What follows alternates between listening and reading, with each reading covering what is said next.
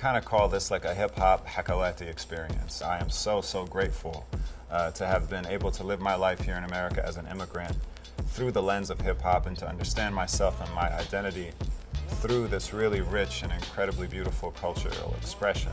And a lot of people, kind of lose sight of what, the reason why it came about. The struggle and, the racism and the xenophobia and the marginalization of black people in this country time and again.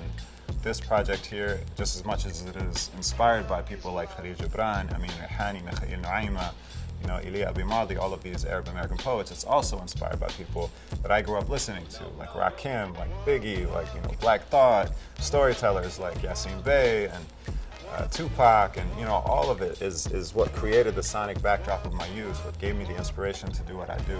Now that Hakawati experience is essentially like the griot or the storyteller. I remember going back to Syria often, going to the Nofera Cafe and watching Hakawatis tell stories.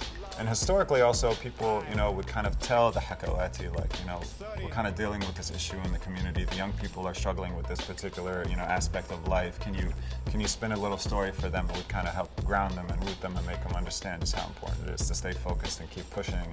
But that is also a huge part of why, I'm doing this, is to remind people of that really beautiful and essential, part of our culture that I don't want people to ever lose sight of.